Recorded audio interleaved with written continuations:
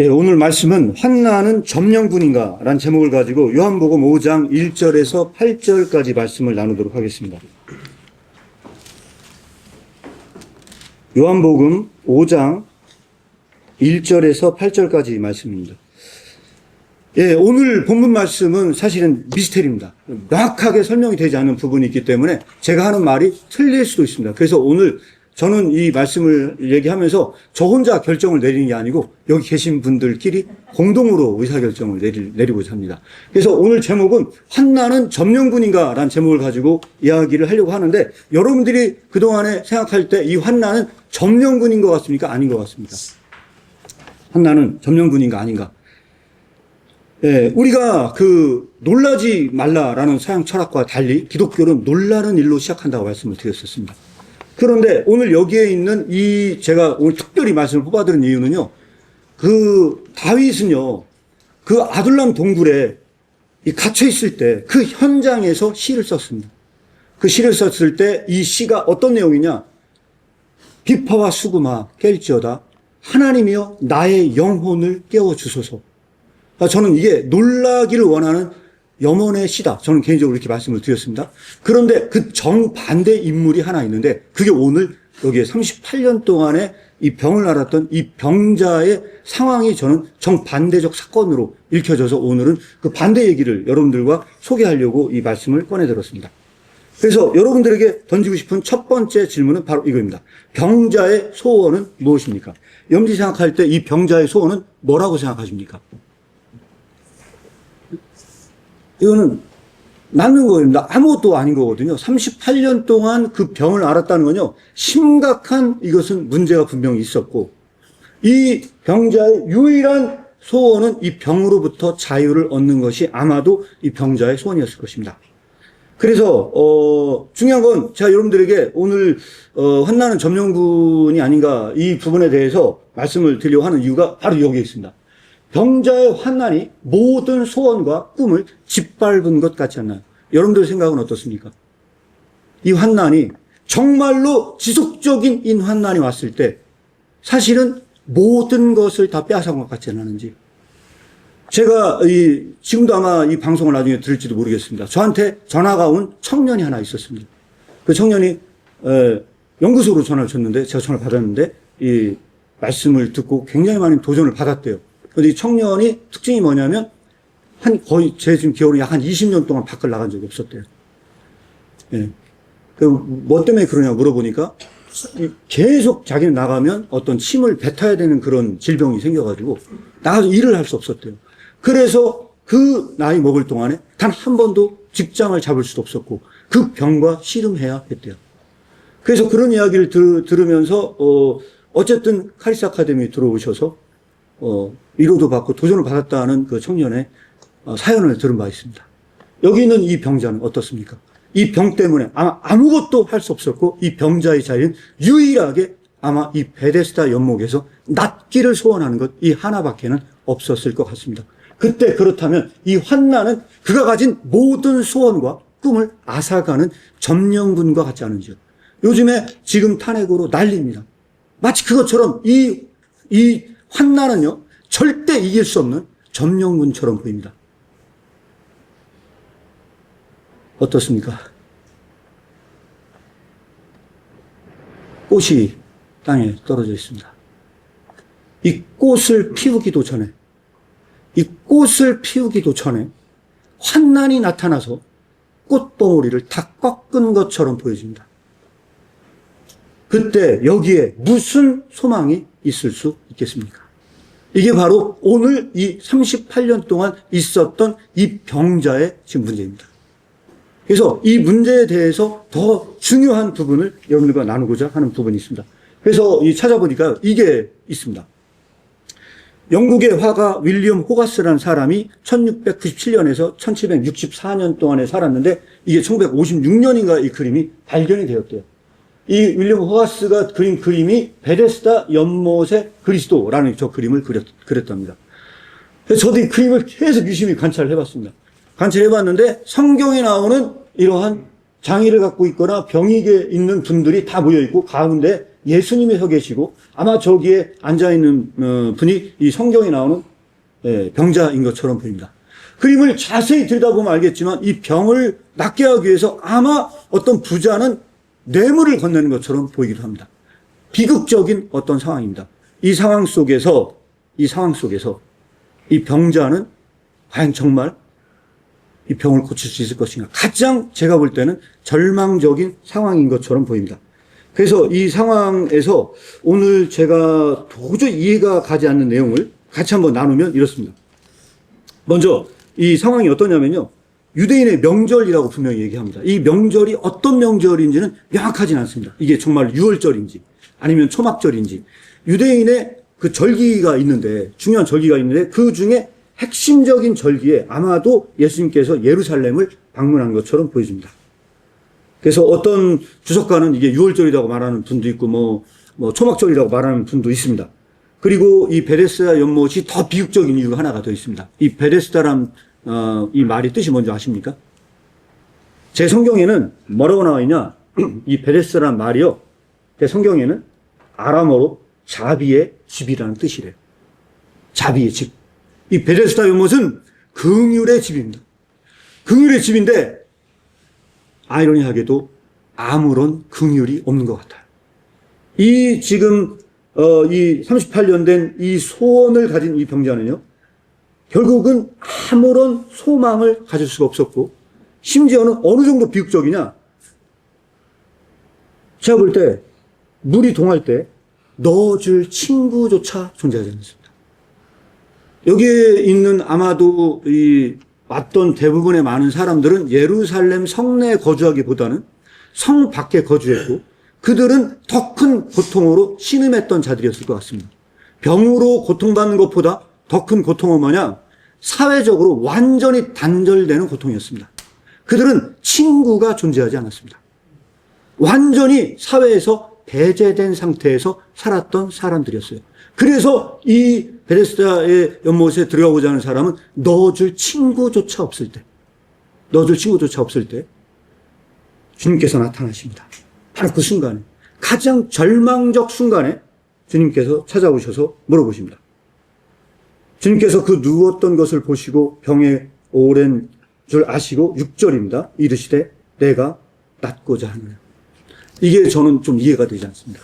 왜 이해가 되지 않냐? 여러분들은 예수님께서 병을 고치실 때는 병자가 먼저 오셔 주님 제발 제 병을 고쳐달라고 소원을 합니다. 그런데 이 여기에 있는 베데스다 연못에 있는 이 병자는 그런 낫고자 하는 소망조차도 없는 상태. 낫고자 하는 소망조차도 없어요. 예수님이 먼저 물어보세요. 내 낫고자 하느냐고 물어봐요. 그러면은 비파야 수구마 깰지어다, 내 영혼아 깰지어다 했던 다윗 같으면 아마 저를 좀 고쳐달라고 하면 난리를 쳤을 것 같은데, 이 지금 연못에 있는 이 병자는요, 그런 소원조차 제거된 상태, 완전히 환난의 점령군에 의해서 완전히 점령당한 상태인 것처럼 보여집니다. 그때 뭐라고 얘기를 하느냐? 7절에 이 병자의 반응입니다. 병자가 대답하여 주여 물이 동할 때 나를 못에 넣어줄 사람이 없어 내가 가는 동안에 다른 사람이 먼저 들어갔다 라는 이 비극적인 것을 설명을 하고 있습니다. 그런데 제가 이 구절 읽을 때 얼마나 제 나름대로는 좀 서글픈 마음이 들었었냐면요, 일단 첫 번째는 뭐냐, 이 소망이 헛된 소망이라는 겁니다. 왜 헛된 소망이냐? 제가 볼 때는 어떤 소문 때문인 것 같거든요. 정말로 먼저 들어간 사람이 병이 고쳐졌느냐, 이게 진짜 그럴 수 있느냐 하는 부분에 대해서 제가 볼 때는 이게 비극적인 부분들이 있고요. 그 다음에 두 번째 비극은 뭐냐면 그 친구가 없다는 게 두 번째 비극입니다. 지금 이 병자가 38년 동안 가졌던 그 소망은 첫 번째 들어가려고 하는 그 기대와 소망입니다. 근데 과연 이것이 온전한 소망인가에 대한 부분에 대해서 저는 물음표고요. 두 번째는 사회적으로 친구가 조차 없다는 겁니다.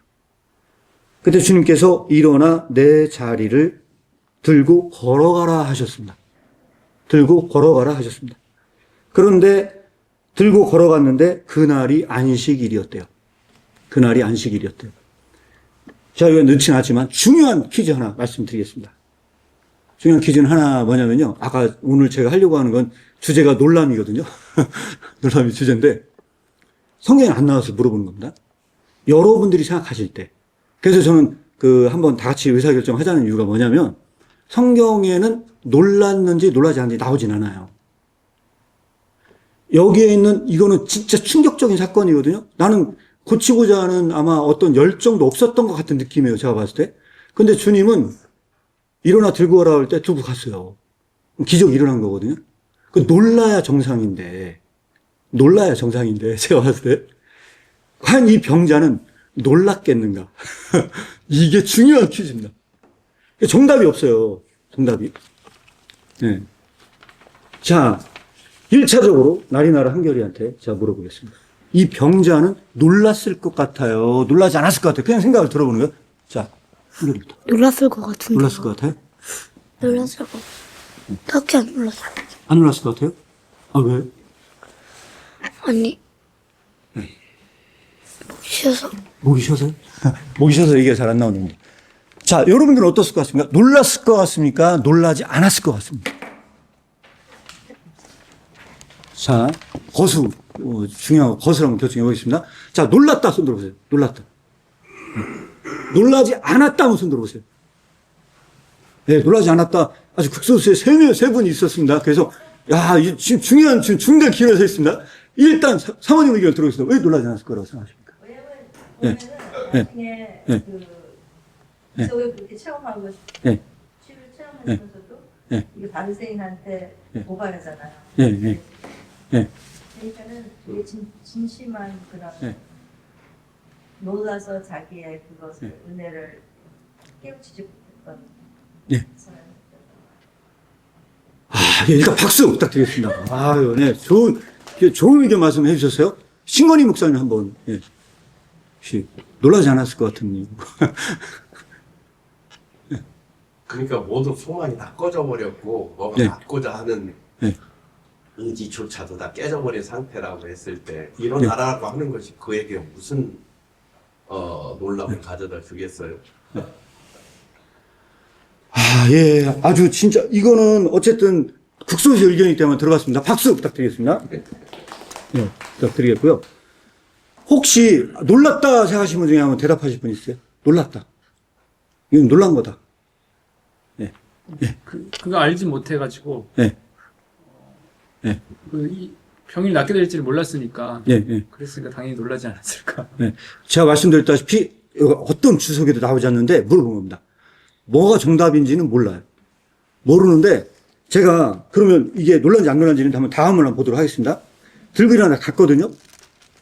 이날은 안식일인데 충격적으로 이날이 안식일이었어요.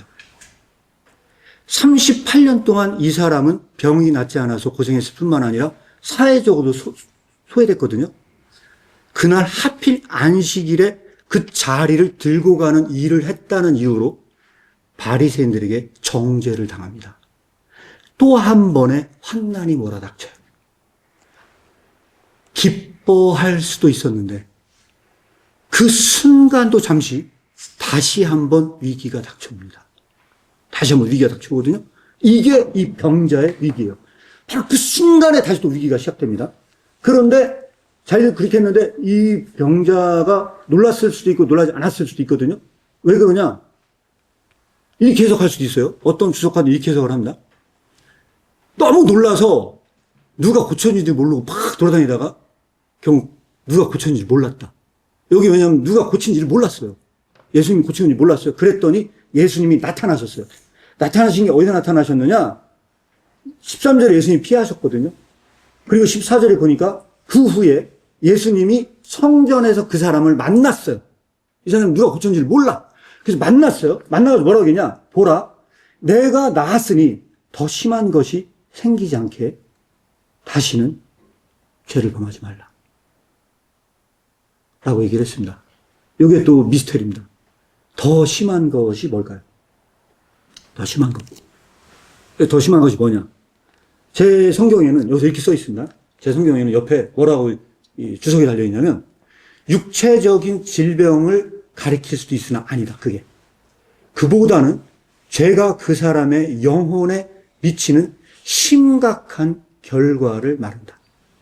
그러니까 이거는 14절에 나오는 더 심각한 것은 육체적인 병이 아니고 정신적인 병이다. 이 사람이 가지고 있는 이 병에 예수님이 생각했던 이 병의 진단은 너는 정신병이라는 거예요. 이게 육체적인 병이 아니라는 거예요. 더 심각한 병이 너에게 있어. 이것은 너의 영혼을 상하게 하는 병이야. 그 병이 너를 침투하지 못하게 하라는 거예요. 이게 바로 이 14절의 내용입니다. 그래서 앞구절에 이 사람이 놀랐냐 안 놀랐냐라고 하는 것은요, 이 14절과 연관해서 저는 해석해야 되지 않는가라고 저는 여러분들에게 제안을 드립니다. 예수님께, 왜냐면 이 예수님 그 얘기 말씀하셨거든요. 그리고 여기 이 5장, 요한복음 5장과 정확하게 비교될 수 있는 것이 뭐냐면 저는 요한복음 9장이라고 생각합니다. 요한복음 9장은 실로암 연못에서 예수님이 눈을 뜨게 하는 기적이 일어났거든요. 그런데 거기 그 병자와 이 벳의 연못은 약간 좀 상반돼요. 달라요? 그래서 여기서 중요한 뭐냐면, 그렇게 했는데, 좀 전에 말했거든요. 15절에 보니까 그 사람이 유대인들에게 가서 자기를 고친 사람이 예수다. 이렇게 얘기를 했대요. 네? 그리고 여기서 뭐라고 얘기를 했냐면, 그 사람이 가서 자기를 고친 이가 예수다라고 얘기를 하면서, 그러므로 안식일에 이러한 일을 행하신다 하여 유대인들이 예수를 핍박을 했어요. 그러면 제가 여러분들에게 드리신 말씀이 뭐냐면, 이거는 제 느낌에 배신 행위 같은 느낌이거든요. 이 병자는 분명히 나섰거든요. 나섰는데 위기가 몰아닥쳐요. 너 분명히 안식일에 일하지 말라고 했는데 넌 자리를 들고 가서 일을 했어. 그러니까 너는 안식일을 범하는 죄를 지은 거야. 라고 얘기를 하니까 내가 그거를 들고 간 게 아니고 저분께서 나를 고쳐주고 걸어가라고 했을 때 잘 들고 가라고 한 거다. 나는 아무 잘못이 없다. 라고 하면서 책임 전가한 것처럼 보이지 않나요? 저는 그렇게 보이는데 혹시 다른 의견 있으신 분이 있으시면, 네. 제가 말씀 이것도 성경에는 나오진 않습니다. 이게 명확하게 나오진 않는데 제가 볼 때는 여기에 계신 이 병자는 이분이 진짜 예수님이다라고 하는 걸 자랑스럽게 얘기를 한 것 같은 느낌이 안 드는 거예요. 이 9장과 비교해 봤을 때. 근데 9장에 눈을 뜬 소경에다 눈을 뜬 이 병자는요, 이분은 정말 목숨을 걸고 예수님, 고친 분이 예수라고 얘기를 하거든요. 근데 엄마는 출교 당할까봐 두려워서 우리 아들한테 가서 물어봐라고 얘기를 해요. 근데 은인을 찾았던 그는 거기에서 믿겠다고 얘기하고 정말로 그는 고침을 받고 영적으로도 구원을 받습니다. 그런데 이 베데스다 연못에 있는 이 병자는 구원을 받은 건지 애매모호합니다. 여러분들이 생각하실 때 이 베데스다 연못에 있는 이 분이 병은 나은 건 맞아. 진짜로 구원을 받았느냐? 어떻게 생각하십니까? 그래서 저는 한번 생각해 보시라고 제가 이 말씀을 드립니다. 그리고 놀랐다고 해도 문제고 놀라지 않았어도 제가 볼 때 문제입니다. 이 병자의 심각한 문제는 제가 봤을 때는 어떻게 생각을 하냐? 저 개인적인 생각으로 말씀을 드린다면 이 병자는 놀라지 못할 정도로 정신적인 질병이 심각했다. 놀라지 못할 정도로. 그래서 제가 죽음의 수용소에라는 책을 가지고 왔습니다. 죽음의 수용소에서라는 책을 가지고 왔는데 여기서 프랭클이 죽음의 수용소에서 있었던 경험을 얘기를 합니다. 해방의 체험이라고 나와 있습니다. 해방의 체험. 아우슈비츠 수용소에 갇혀 있다가 해방이 됐대요. 해방이 되었는데 기뻐해야 되잖아요. 해방이 됐으면 기뻐해야 되잖아요. 근데 이 책에서 뭐라고 얘기를 하냐면 우리는 스스로 몇 번이나 이 단어를 되뇌어 보았다. 하지만 아무런 느낌이 없었다. 해방이 됐는데 아무런 느낌이 없었대요. 지난 몇 년간 그토록 자유를 갈망하면서 얼마나 자주 이 단어를 입에 올렸는지 이제는 그것의 의미를 잃고 말았다. 현실은 우리의 의식 속으로 들어오지 않았다. 우리는 자유가 우리의 것이라는 사실을 실감할 수 없었다. 드디어 꽃이 만발한 초원에 이르게 되었다. 그러면서 이 사람이 이런 이야기를 하면서 그 친구들과 나눈 대화를 이야기를 합니다. 저녁이 되어 사람들이 막사에 모였을 때 한 사람이 다른 사람에게 은밀하게 물어봤다. 말해보게 자네 오늘 기뻤나? 해방이 되면 오늘 기뻤나? 그랬더니 우리 모두 똑같은 느낌을 갖고 있다는 사실을 몰랐던 그 사람이 부끄러운 듯이 대답했다. 솔직하게 말하자면 아니야. 기뻐할 수 없었습니다. 너무 오랜 세월을 수용소에서 고생을 한 나머지 기뻐할 수 없었대요. 우리는 글자 그대로 기쁨을 느끼는 능력을 상실하고 말았던 것이다. 앞으로 천천히 그것을 다시 배워야만 했다. 이거를 정신의학적인 용어로 이인증이라고 말할 수 있다. 이것은 질병이라는 것이죠. 너무 오랜 동안 수많은 환난을 당한 나머지 기뻐할 수 없는 상태. 그래서 완전히 실제로 놀랄 수 없는 상태. 그래서 환난이 점령군이 되어서 모든 것을 다 앗아간 상태. 이것이 바로 이 병자의 상태는 아닌지 저는 여러분들에게 이렇게 말씀을 드립니다. 그래서 예수님께서 이분에게 다가가서 하신 말씀이 뭐라고 했냐? 더 심각한 것이 너에게 이르지 않도록 다시는 죄를 짓지 말라. 그러면 이것은 죄를 지으면 다시 병자의 모습으로 돌아간다는 것이 아니고, 전 그렇게 해석되는 게 아니고, 네가 지속적으로 그렇게 절망적 상황에 남아있을 때 더 심각한 것이 너에게 올 수 있다. 그것은 뭐냐? 너는 이제 정신적으로 회복이 불능 상태, 영원한 구원에서 제거된 상태에 이를 수 있기 때문에 예수님께서는 이것을 경고한 것은 아니야. 이것이 바로 제가 이 구절을 해석하면서 말씀을 드린 겁니다. 혹시 다른 게 있으십니까?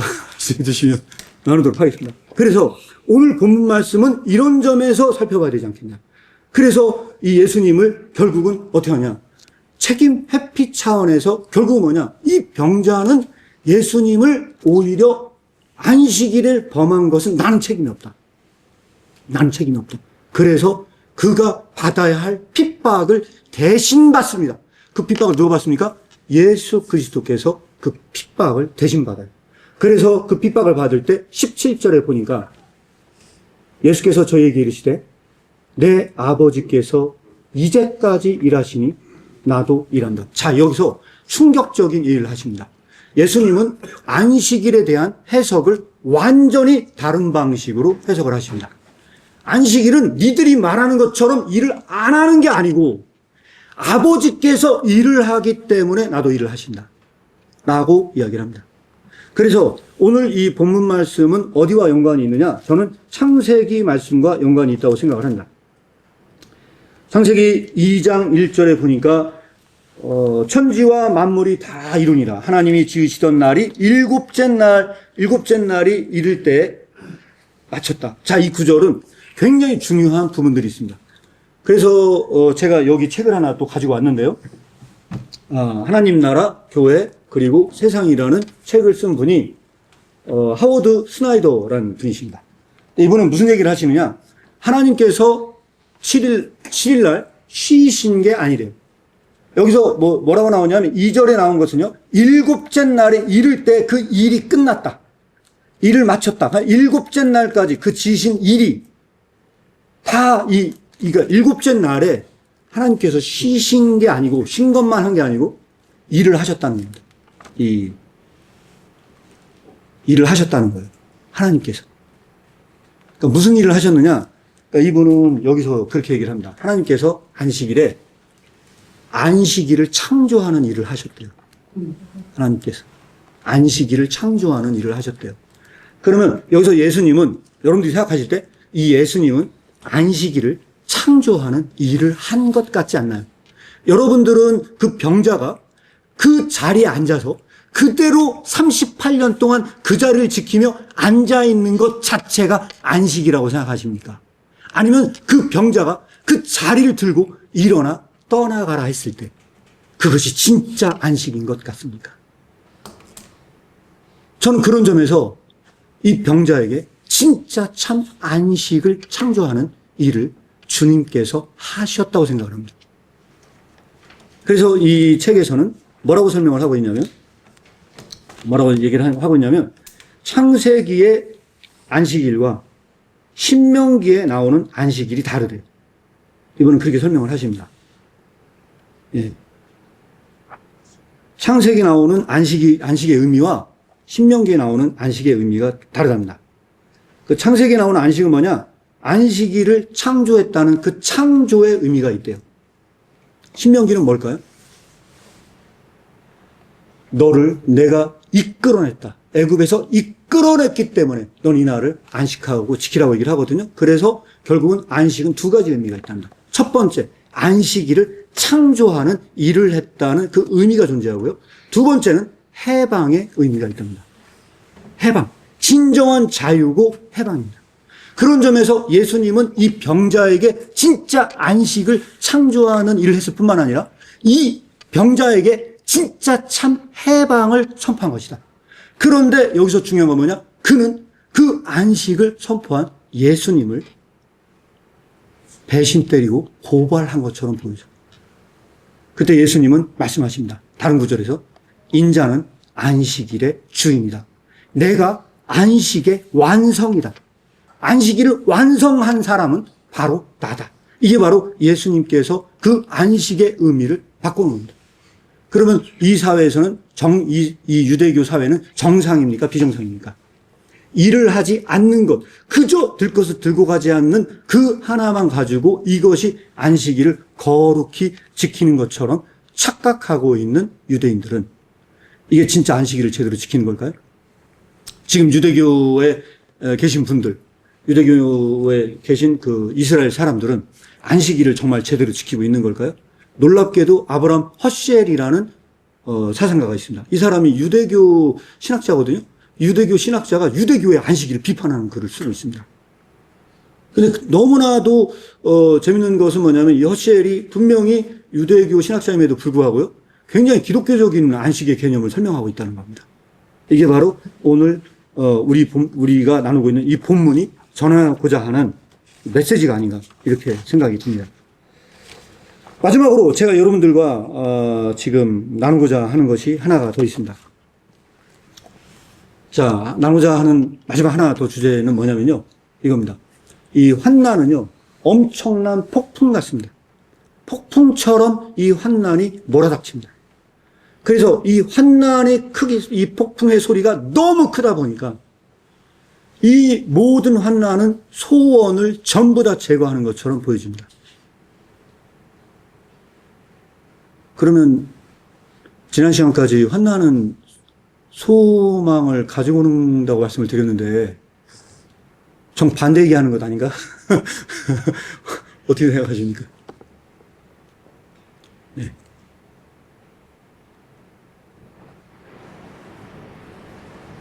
환난은 소망을 가져오는 겁니까? 완전히 다 박탈하는 겁니까? 이 베데스다 연못에 있는 병자 얘기로 보면 모든 걸 다 빼앗아가는 게 환난 같거든요.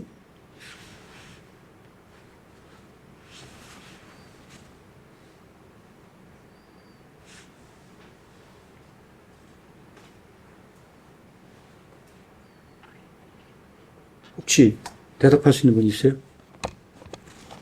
환난은 소망을 가져옵니까? 빼앗아갑니까? 빼앗아가요? 가져와요? 환난. 네?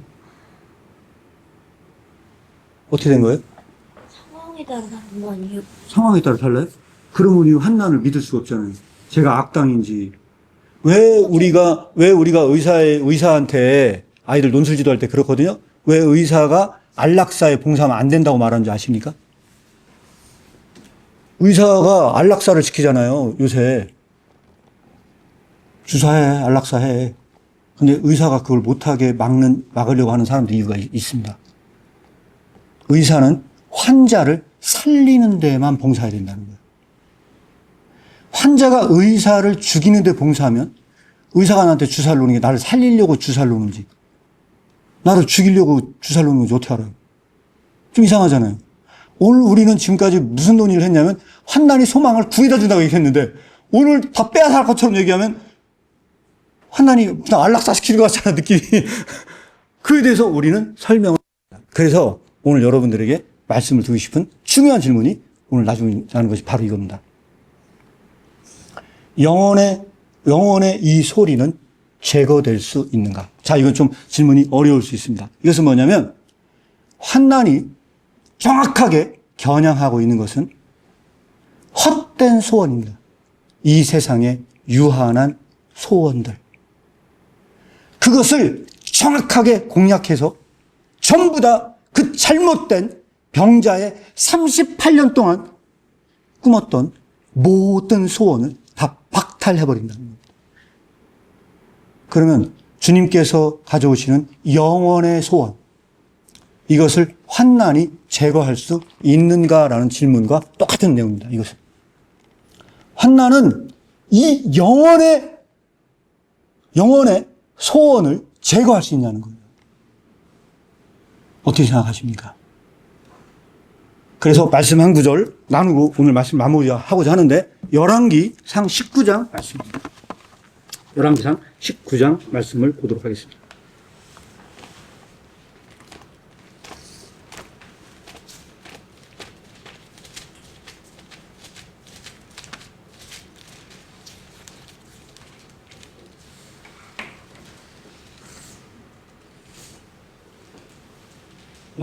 열왕기상 19장에 보면요,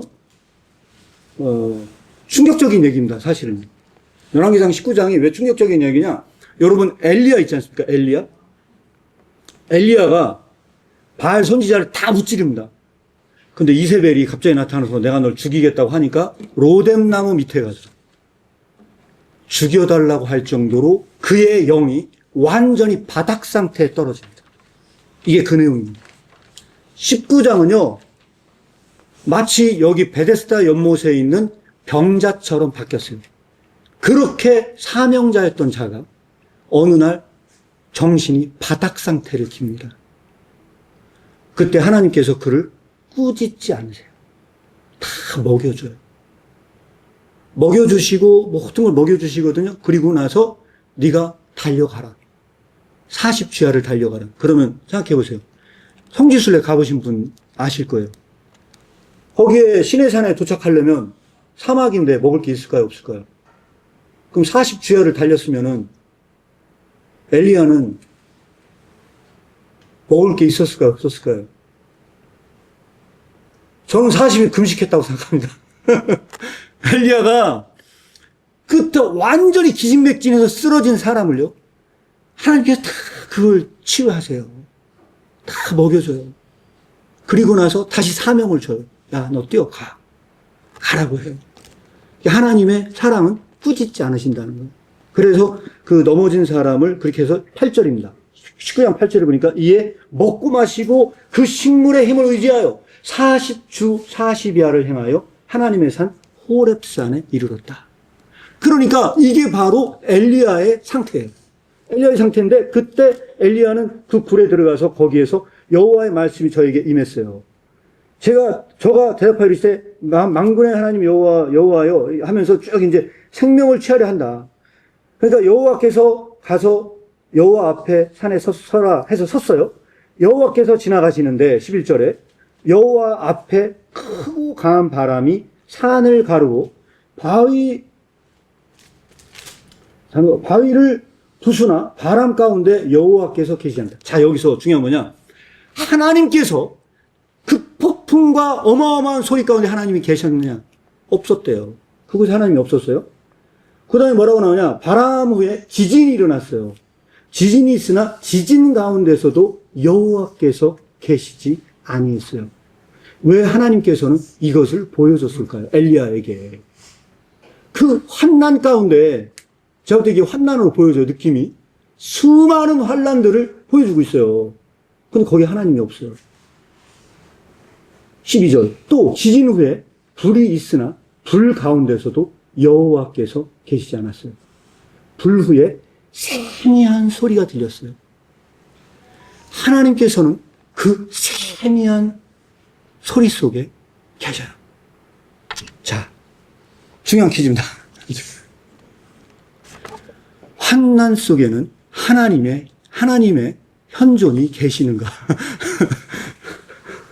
이 구절로 봤을 때 여러분들은 그 환난 속에 하나님이 계시는 것 같아요? 계시는 것 같지 않습니까?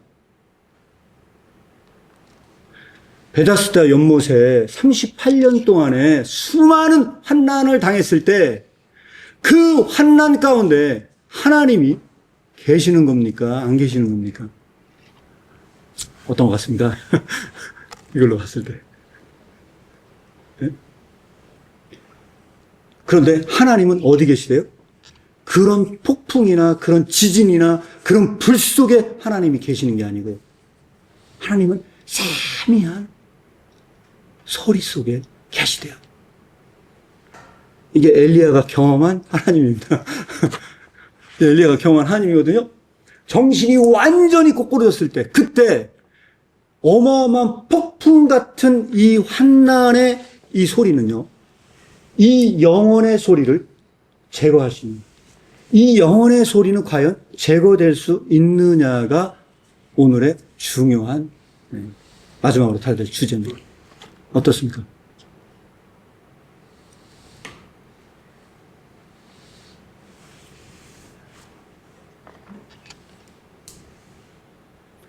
제가 이걸 자료를 찾아왔어요. 찾아왔는데 현대 기술이 대단한 기술이 하나 있대요. 바로 이 기술입니다. 액티브 노이즈 캔슬링이라는 기술이 있대요. 액티브 노이즈 캔슬링이라는 소리가 있는데 이건 뭐냐면요. 시끄러운 소리를 잡기 위해서 더 시끄러운 소리를 낸대요. 시끄러운 소리를 내는데 이게 중요한 뭐냐면요. 저 노이즈 소스가 오잖아요. 그럼 안티 노이즈 소스를 낸대요. 그러면은 듣고 싶은 소리만 남는데요. 듣고 싶은 소리만 남는데요. 그래서 제가 이거를 이렇게 써놨어요. 노이즈 소스는 뭐냐면 세상의 소망입니다. 명예, 성공, 인기 등 수많은 이 38년 동안 이 병자가 가질 수밖에 없었던 그 수많은 그 소리들이 있는데 이때 저 세상의 소망을 다 빼앗아가기 위해서 점령군인 환난이 들어옵니다. 이 환난은 안티노이즈가 돼가지고요. 제 해석으로 그렇습니다. 안티노이즈가 돼가지고요. 엄청난 폭풍을 일으킵니다.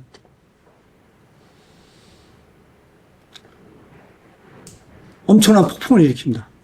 그럼 그 다음에 어떤 일이 벌어지냐? 기적 같은 일이 벌어집니다. 그 기적은 뭐냐? 바로 이겁니다.